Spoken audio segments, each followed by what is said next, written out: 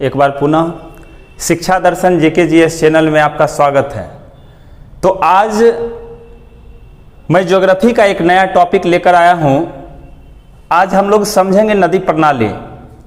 नदी प्रणाली से प्रायः SSC हो, रेलवे हो, हर जगह 4 से 5 प्रश्न पूछे जाते हैं। तो सबसे पहले हम हिमालय जनित नदी समझेंगे। आप जानते हैं कि जम्मू कश्मीर से लेकर अरुणाचल प्रदेश तक एक चाप के समान हिमालय पर्वत विस्तृत है और हिमालय से निकलने वाली नदियां हिमालय जनित नदी है जो 12 मासी होती है। 12 माह जल का प्रवाह इसमें बना रहता है। क्यों? क्योंकि एक तो वर्षा से ये जल प्राप्त करती है, दूसरी ग्लेशियर के पिघलने से इसमें जल का प्रवाह बना रहता है। तो 2 कारण होती है। तो चलिए हम लोग समझते हैं हिमालय जनित नदी में। आज गंगा नदी तंत्र को समझते हैं, पूरे विस्तृत गंगा नदी तंत्र को समझते हैं।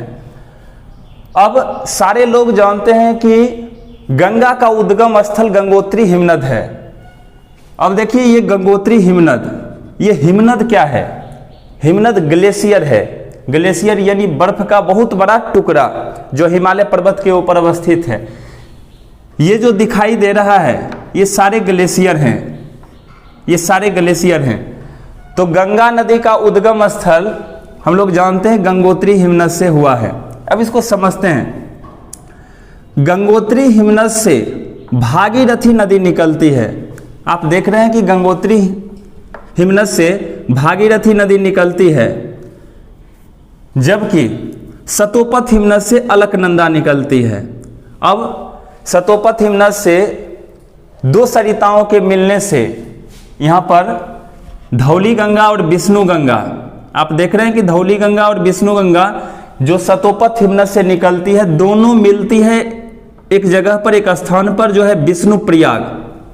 तो दोनों जहां मिलती है वो विष्णु प्रयाग होती है। दोनों के मिलने के बाद ये नदी अलकनंदा कहलाती है। फाइनली क्या होता है कि अलकनंदा और भागीरथी जहां पर आके मिलती है वो उत्तराखंड में ही एक जगह है देवप्रयाग, जहां पर मिलती है। इसके बाद इसका नाम हो जाता है गंगा। तो इससे पीछे क्या है फिर से चलिए देखते हैं। धौली गंगा और विष्णु गंगा। विष्णु गंगा जो बद्रीनाथ से आती है, जो तीर्थस्थली है, विष्णु गंगा जहां से निकलती है सतोपथ हिमनद से, वो बद्रीनाथ तीर्थस्थली है। तो विष्णु गंगा और धौली गंगा जहां पर मिलती है उत्तराखंड में ही, वो है विष्णु प्रयाग। यहां से कुछ दूर आगे अलकनंदा बढ़ती है। तो अलकनंदा में एक सहायक नदी पिंडार आके मिल जाती है उत्तराखंड में ही। तो इसको बोलते हैं कर्ण प्रयाग, यानी पिंडार और अलकनंदा के संगम को कर्ण प्रयाग बोलते हैं। फिर अलकनंदा जब आगे बढ़ती है तो इसमें से एक नदी आके मिलती है जिसका नाम है मंदाकिनी, और मंदाकिनी आती है केदारनाथ से जो तीर्थस्थली है। तो यहाँ से मंदाकिनी नदी केदारनाथ से आती है और अलकनंदा में मिल जाती है। अलकनंदा और मंदाकिनी का जो संगम होता है वो होता है रुद्रप्रयाग।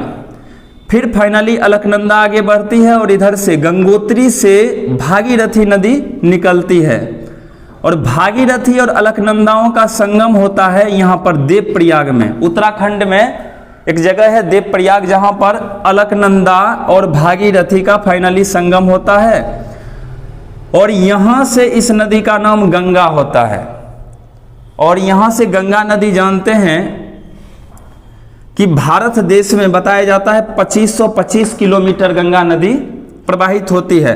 उत्तराखंड में 110 किलोमीटर है, उत्तर प्रदेश में 1450 किलोमीटर, बिहार में 445 किलोमीटर और पश्चिम बंगाल में 520 किलोमीटर, कुल 2525 किलोमीटर है।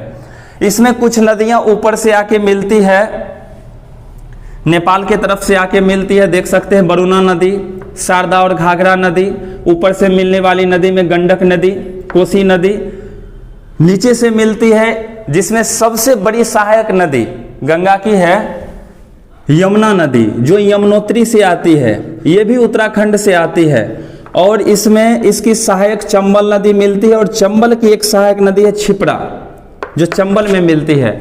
और क्षिप्रा नदी के तट पर आप जानते हैं महाकालेश्वर मंदिर अवस्थित है। इसके बाद आगे चलिए, आगे देखते हैं कि बेटवा नदी यमुना की सहायक, केन नदी यमुना की सहायक, और फाइनली यमुना इलाहाबाद में जाकर गंगा से मिल जाती है। गंगा, यमुना और सरस्वती का संगम बताया जाता है इलाहाबाद उत्तर प्रदेश में। तो एक बात याद रखेंगे, गंगा, यमुना, सरस्वती का संगम इलाहाबाद उत्तर प्रदेश में प्रयाग में है, जबकि देवप्रयाग उत्तराखंड में है, जहां भागीरथी और अलकनंदा का संगम है। तो अब चलिए यहां से आगे बढ़ते हैं।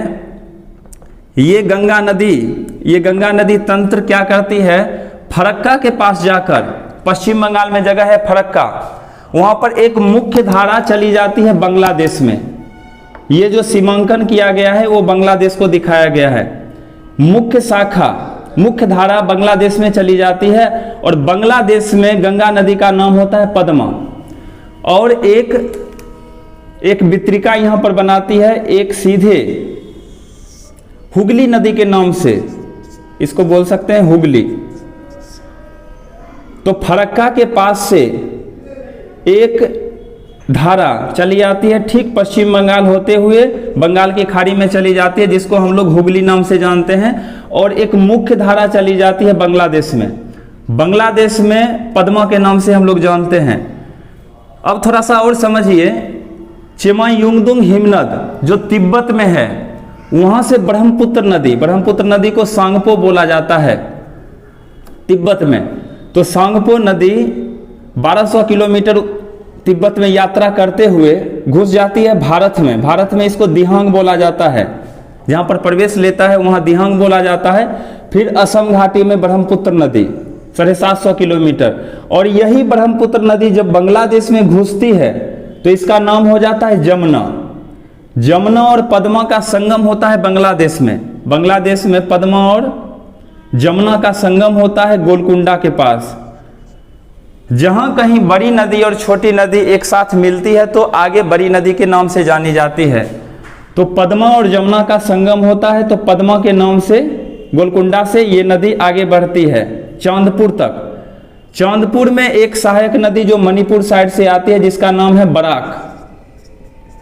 ये बराक नदी आके मिल जाती है और बराक नदी चांदपुर में मिलती है। यहां से इस नदी का नाम हो जाता है, संयुक्त धारा को बोलते हैं मेघना, और यह फाइनली डेल्टा बनाते हुए बंगाल की खाड़ी में गिर जाती है। तो ये गंगा नदी तंत्र, हिमालय जनित नदी में भारत की सबसे बड़ी नदी, ये गंगा बेसिन के बारे में पूरा आज बताया गया। नेक्स्ट एपिसोड में हम ब्रह्मपुत्र नदी को लेकर मिलेंगे। धन्यवाद।